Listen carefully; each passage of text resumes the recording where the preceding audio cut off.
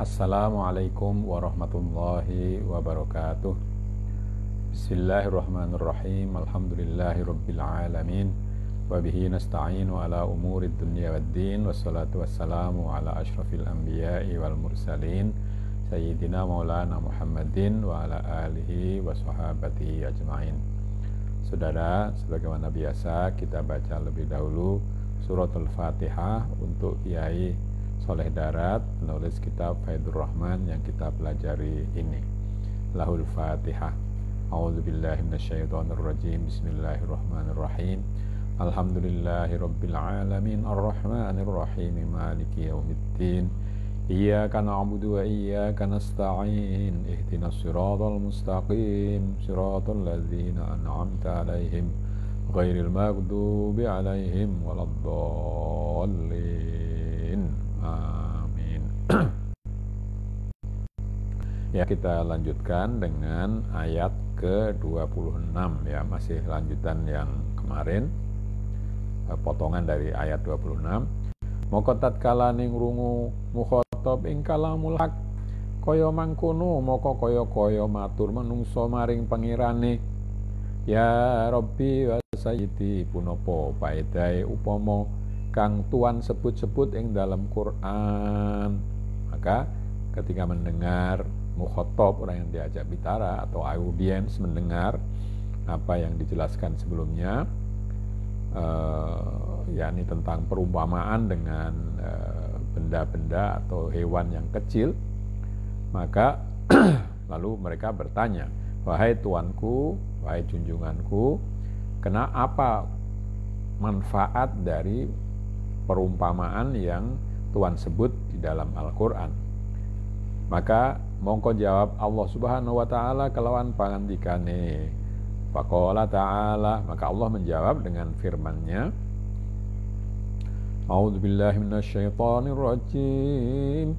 Fa ammal ladzina amanu faya'lamuna annahul haqqu min rabbihim wa ammal ladzina kafaru fayaquluna madza aradallahu bihadza mathala yudillu bihi katsiran wa yahdi bihi katsiran wa ma yudillu bihi illal fasiqin. Mongko utawi anapun wong kang wis angimanaken ing Nabi Muhammad sallallahu alaihi wasallam lan angimanaken ing Quran kelawan sak temen-temene, mongko weruh mukmin sedune upama iku hak temen-temen saking pangirane kang cocok kersane pangeran. Ya, terjemahan dari ayat tadi. Maka orang yang sudah beriman kepada Nabi Muhammad sallallahu alaihi wasallam dan sudah beriman terhadap Al-Quran dengan sebenar-benarnya, maka bagi ini orang yang beriman ini, perumpamaan seperti itu memang perumpamaan yang benar, betul-betul dari Tuhan mereka yang cocok dengan kehendaknya.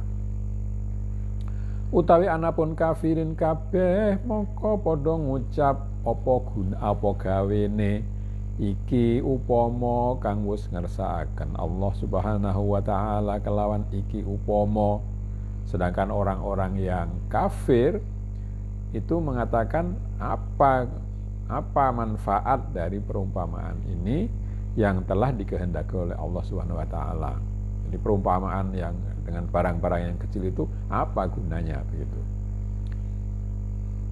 Mongko nazal, mongko nuzul jawabe Subhanahu wa taala lan ngendika,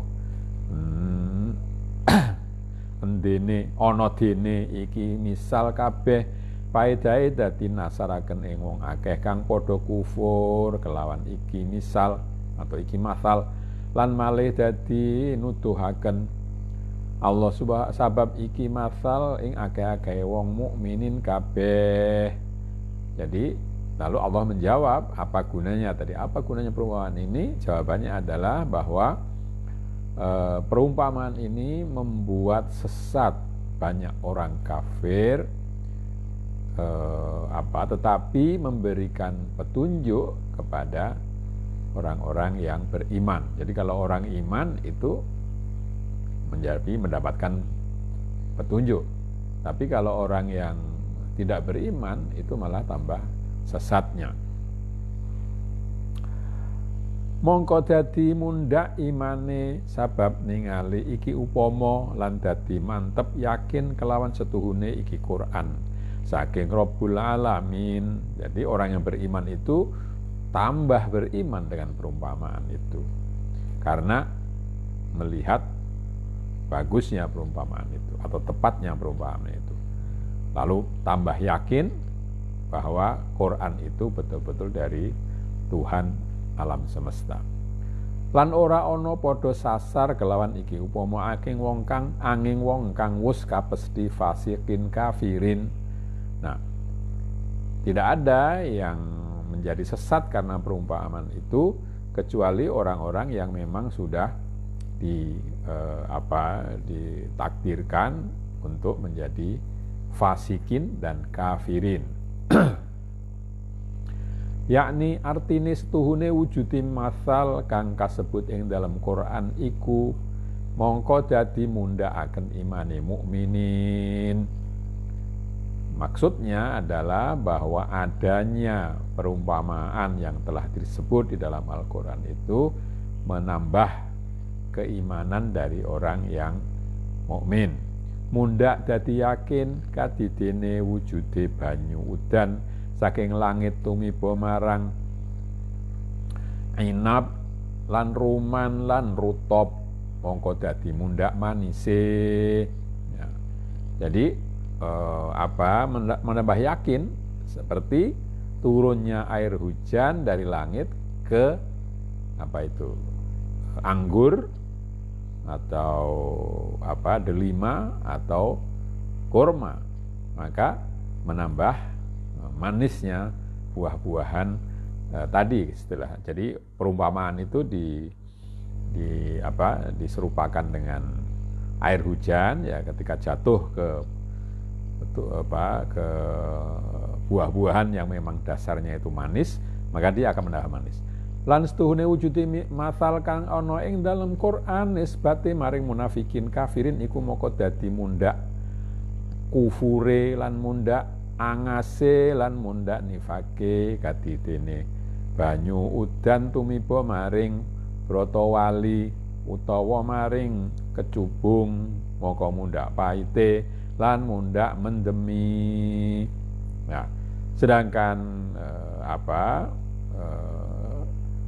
wujud atau adanya perumpamaan itu kalau dihubungkan dengan orang munafik dan orang kafir, maka itu menambah kekufuran mereka dan menambah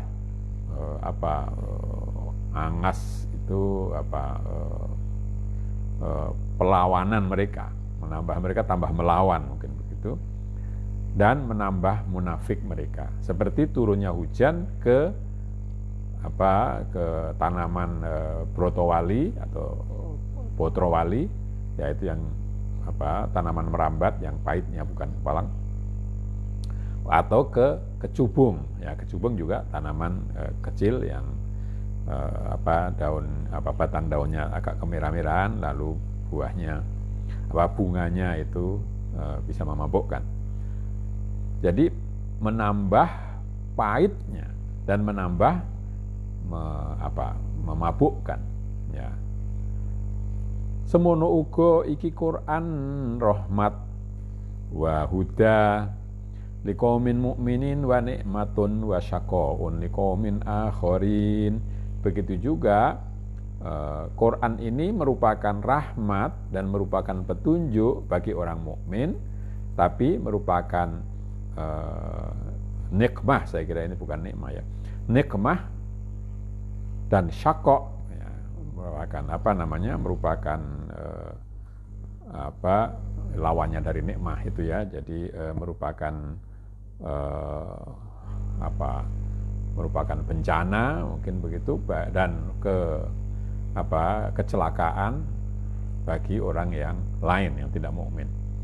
Lan ora padha dadi sasar kelawan masal angin kaum fasikin. Jadi yang menjadi sesat karena perumpamaan itu hanyalah orang-orang yang fasik.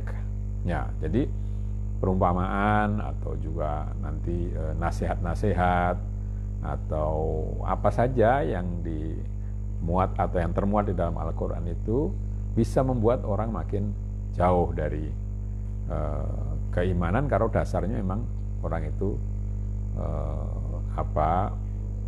punya bibit-bibit fasik, punya bibit-bibit melanggar aturan dan munafik. Tapi semuanya itu akan menambah iman bagi orang-orang yang mau terbuka menerima itu sebagai petunjuk dari Allah. Utawi fasik iku wong kang metu saking perintahe Allah, ngelakoni cegahe Allah, dosa gedhe utawa ngelanggengaken dosa cilik. Jadi yang namanya fasik, definisi fasik itu adalah orang yang keluar dari perintah Allah tapi justru melakukan hal yang dilarang oleh Allah, yaitu dosa besar atau dosa kecil tapi dilakukan terus-menerus. Lan fasik iku telung derajat, suci tawabun lan iya iku wong kang nglakoni dosa gedhe kelawan moho-moho sertane anekodaken ing alane awake lan alane maksiat.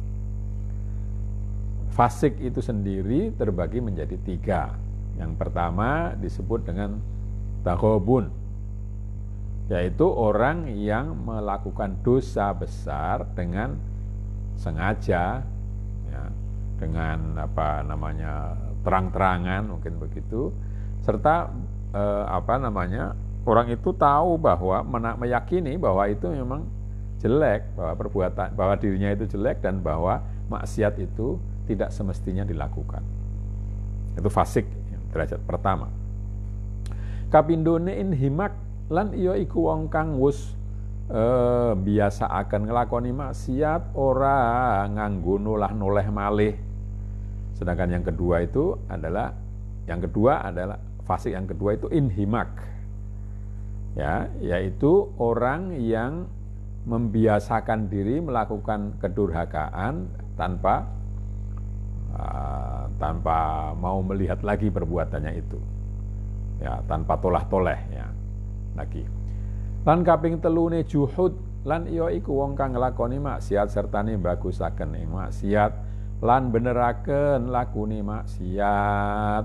Sedangkan yang ketiga, derajat yang paling tinggi dari fasik itu adalah orang yang melakukan kedurhakaan dan meyakini bahwa kedurhakaan itu adalah sesuatu yang benar yang harus dilakukan, ya.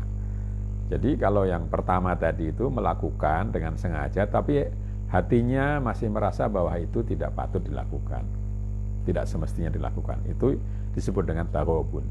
Sedangkan yang kedua, yang inhimak, itu yang pokoknya melakukan saja, tidak tengok sana tengok sini, tidak. Lalu yang ketiga itu adalah orang yang melakukan maksiat dan merasa bahwa maksiat itu bagus, benar gitu ya. Nah, itu. Jadi tingkat fasik yang paling tinggi yang seperti itu. Mongko sapa wong nerjang iki derajat kang kaping 3 mongko cupet imane saking atine, copot ya mungkin itu. Copot atine copot imane saking atine lan den enggoni panganggo kufur ing dalem gulune wong iku. Jadi kalau orang yang melakukan yang derajat yang ketiga itu maka imannya itu lalu lepas dari hatinya dan ditempati oleh kufur, oleh kekafiran. Nah, seakan-akan dia itu berkalung kalung kufur, ya.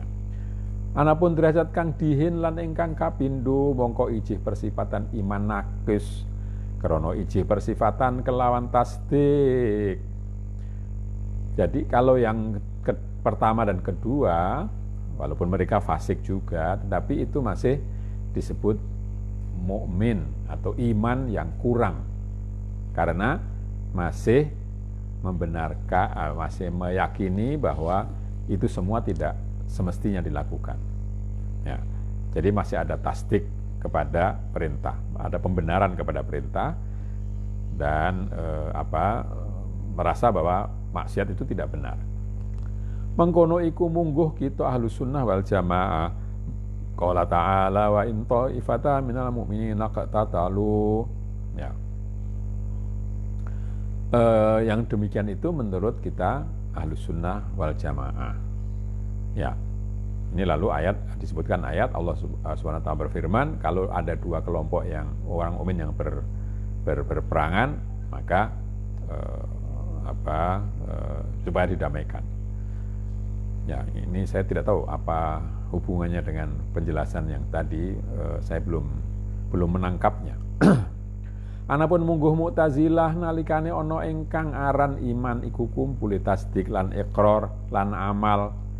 Nah, berbeda dengan pendapat orang Mu'tazilah. Kalau menurut Mu'tazilah yang namanya iman itu terkumpulnya pembenaran dalam hati, pernyataan dengan lisan, dan ekspresinya dalam perbuatan, atau wujud dari iman itu dalam perbuatan.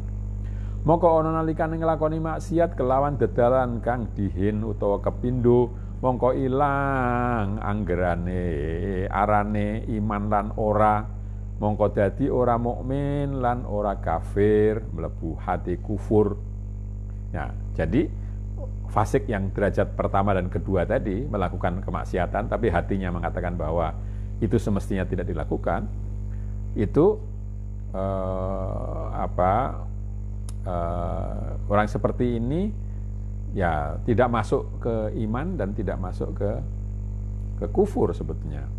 Nah, jadi di antara dua tempat, tetapi tetap dihukumi dengan kufur, dengan kafir, ya, masuk dalam kategori kafir. Utawi iki ayat iku den maknani fasiqin, makna kang kaping 3, artine kafirin, ningali mengkumburi. Ya. Sedangkan ayat ini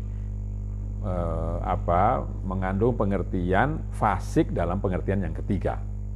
Ya, nanti jelasnya pada pembicaraan yang kemudian. Mongko nuli nuturaken subhanahu wa ta'ala ing sifate fasiqin, faqala ta'ala.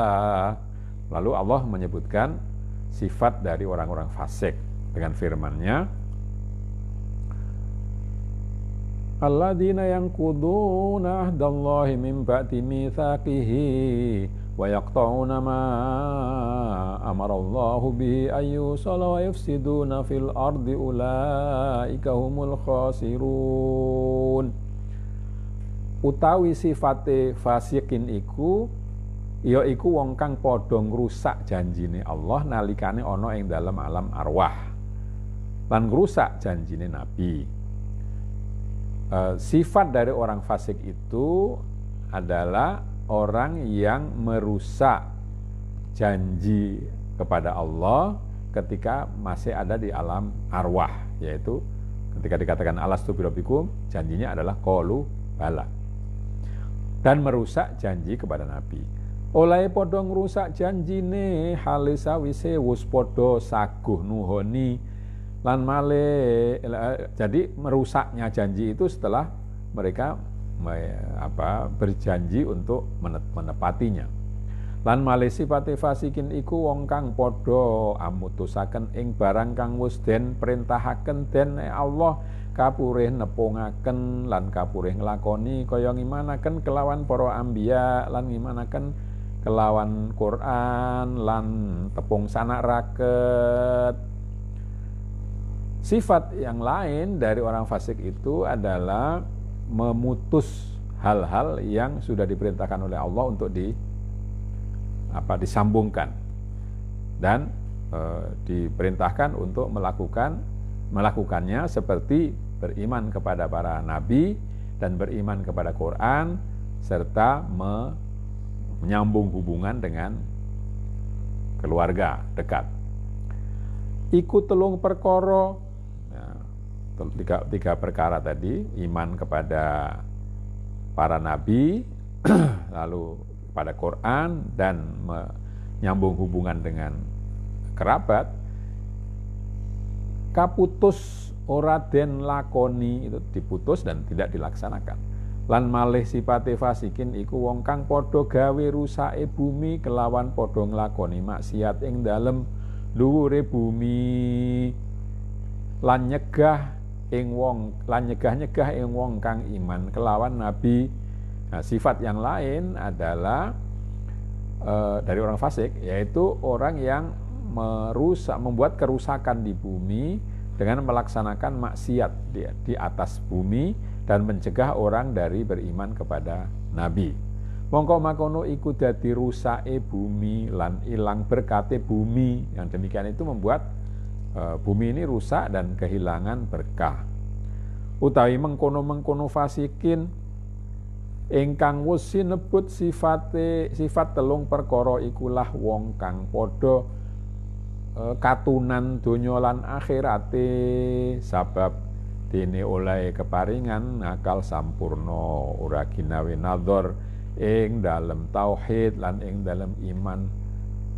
Jadi orang yang demikian itu, yakni orang fasik yang sudah disebutkan sifat-sifatnya yang 3 di atas, itu adalah orang-orang yang rugi di dunia dan rugi di akhirat. Karena sudah diberi akal sempurna, tetapi tidak dipakai untuk menalar di dalam masalah tauhid dan masalah iman. Tunane sabab akhirate mlebu neraka jahanam ing hale sak pantarane padha manungsane ora ana ingkang mlebu swarga kelawan langgeng. Jadi meruginya itu adalah bahwa nanti pada akhirnya akan masuk neraka, sementara orang-orang sebayanya itu masuk surga dan abadi di sana. Yakni setuhune kelakuane fasikin kabeh iku padha ngrusak janjine pengirane kelawan janji telung perkara. Ya, maksudnya adalah bahwa orang-orang fasik itu semua itu merusak janji kepada Tuhannya, janji yang terdiri dari 3 hal. Sawiji, janji ingkang wis ngalap Allah Subhanahu wa taala ing dalem alam arwah, tauhidul ilah wa tauhidur rububiyah. Yang pertama adalah janji yang sudah diambil oleh Allah Subhanahu wa taala atau sudah diminta oleh Allah Subhanahu wa taala di alam arwah, yaitu mengesakan Allah dan mengesakan Rob, ya. Dari ilah tadi zat yang disembah, kalau Rob itu zat yang memberi perawatan kepada seluruh makhluknya. Mongko wis padha saguh kabeh kelawan matur bala anta robbi wa anta ilahi. Tiba-tiba, nah ini bahasa Melayu masuk ya.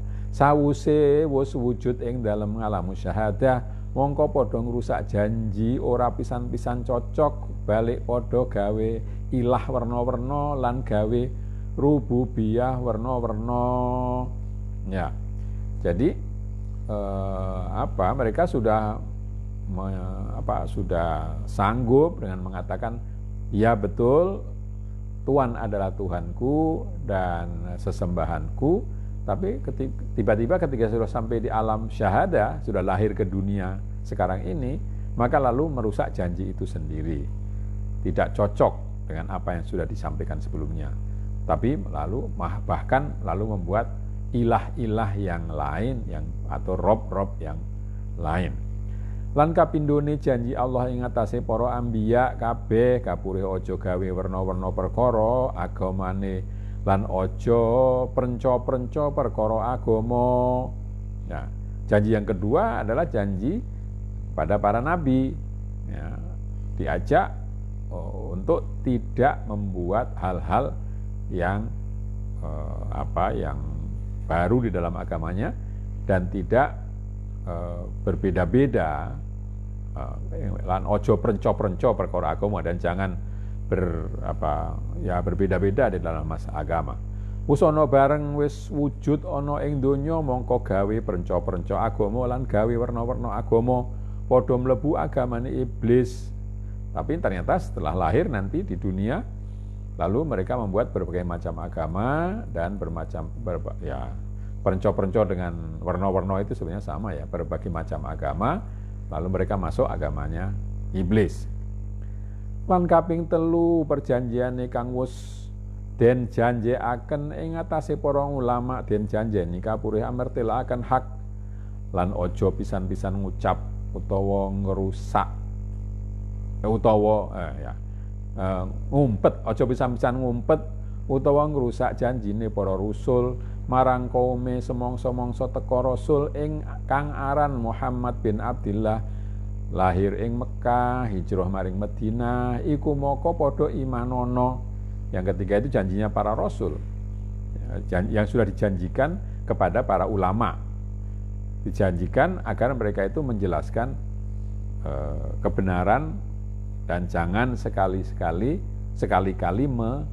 menyembunyikan atau merusak janji para rasul kepada kaumnya, yaitu bahwa nanti di masa akhir atau dalam perjalanan waktu akan datang seorang nabi yang namanya Muhammad bin Abdillah yang lahir di Mekah lalu hijrah ke Madinah, maka itu agar diimani. Usono nuli teka Rasul Muhammad sallallahu alaihi wasallam moko nuli ora ana padha ngimanaken, ora ana padha ngestokaken dawuhe nabine kabeh. Ya, jadi ketika Nabi Muhammad SAW datang, para ulama itu tidak mau melaksanakan apa yang sudah dijanjikan kepada mereka oleh para nabi. Kaya Nabi Musa lan Nabi Isa alaihi wassalatu wassalam mongko padha ninggal ngrusak janjine para rusule kabeh. Jadi para ulama dari agama Yahudi dan agama Nasrani itu yang sudah mendapatkan janji dari Nabi Musa dan Nabi Isa bahwa nanti akan datang Nabi Muhammad, ternyata mereka tidak melaksanakannya. Ketika Nabi Muhammad SAW datang, justru nubuat atau ramalan atau pernyataan sebelumnya bahwa nanti akan datang Nabi Muhammad itu disembunyikan, tidak disampaikan kepada umat. Nah, saya kira sampai di sini karena ini waktunya sudah sampai dan mudah-mudahan kita dapat mengambil pelajaran. Kita akhiri dengan bacaan hamdalah, alhamdulillahirabbil alamin. Akhirul kalam, assalamualaikum warahmatullahi wabarakatuh.